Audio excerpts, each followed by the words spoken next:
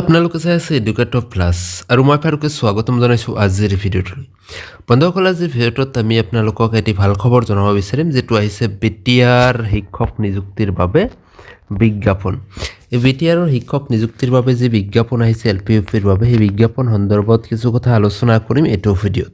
তো বন্ধুসকল, প্ৰথমৰ পৰা শেষলৈ ভিডিঅ'টো চাই যাব আৰু চেনেলটোত নতুনকৈ আহিলে নিশ্চয় ছাবস্ক্ৰাইব কৰি দিব, কাষত থকা বেল আইকনটো অল অপশ্যনত ৰাখি দিব, কাৰণ শিক্ষামূলক চাকৰি সম্বন্ধে আৰু বিভিন্ন বাতৰিবিলাক এই চেনেলৰ জৰিয়তে আপোনালোকৰ মাজলৈ তুলি ধৰাৰ চেষ্টা কৰা। তো আহক আজিৰ মূল বিষয়টোলৈ। তো বন্ধুসকল, ইতিমধ্যে যোৱাকালি অৰ্থাৎ 17 জানুৱাৰী তাৰিখে পাব্লিছ কৰা হৈছে বিজ্ঞাপন LPৰ বাবে বিটিআৰত। ইয়াতে কিন্তু কোনো পোষ্ট উল্লেখ কৰা হোৱা নাই। পোষ্টখিনি ইতিমধ্যে আপোনালোকে হয়তো কিছুদিন 2-4 দিনৰ ভিতৰতে আপোনালোকে ৱেবছাইট যোগে আপোনালোকক জনোৱা হ'ব বুলি ইয়াতে উল্লেখ কৰা হৈছে।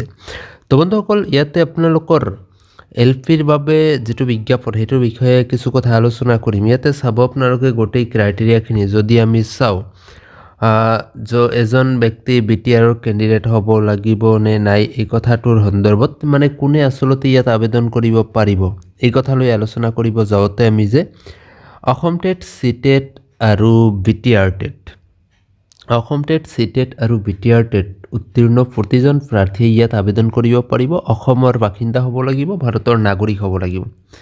আৰু লগতে বিটিআৰৰ প্ৰাৰ্থীসকলক দিয়া হ'ব প্ৰিফাৰেঞ্চ।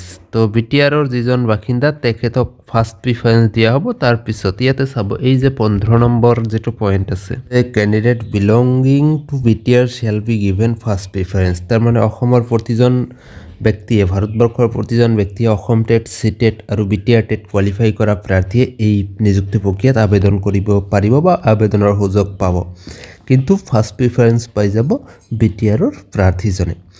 তো বন্ধুসকল, ইয়াতে চাব আপোনালোকে আবেদন কৰাৰ সময়সীমা বা আপোনাৰ তাৰিখটো কেতিয়া দিয়া হৈছে। আবেদন কৰাৰ তাৰিখ হ'ব, ইয়াতে চাব এই যে 8 নম্বৰত উল্লেখ কৰা হৈছে। 8 নম্বৰত কোৱা হৈছে যে 19/1/2024 পৰা 2/2/2024 লৈকে, অৰ্থাৎ 19 জানুৱাৰীৰ পৰা 2 ফেব্ৰুৱাৰীলৈকে আবেদন কৰাৰ সুযোগ পাব। আপোনালোকৰ ডকুমেণ্টছখিনি বেক অফিচ, বাৰকোড স্কেনিং আৰু ডিজিলকাৰৰ জৰিয়তে আবেদন কৰিব, চেকিং কৰা হ'ব।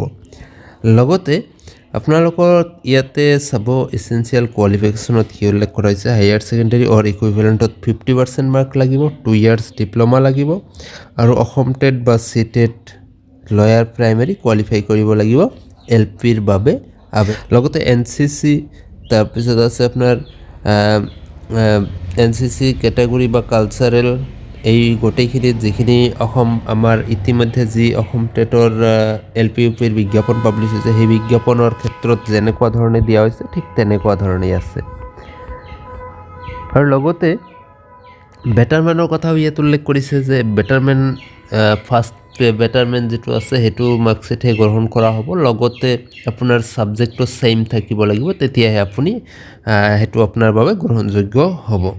তো বন্ধুসকল, বেছি দীঘলীয়া নকৰোঁ। বেছি দীঘলীয়া কৰিব গ'লে, প্ৰতিটো পইণ্ট আলোচনা কৰিব গ'লে বহুত দীঘলীয়া হ'ব ভিডিঅ'। তো আপোনালোকে এইটো বিজ্ঞাপনৰ ওপৰত আৰু কিবা যদি জানিব বিচাৰে নিশ্চয় কমেণ্ট ছেকশ্যনত কমেণ্ট কৰি জনাব। আমি নেক্সট ভিডিঅ'ত আপোনালোকক জনাবলৈ চেষ্টা কৰিম।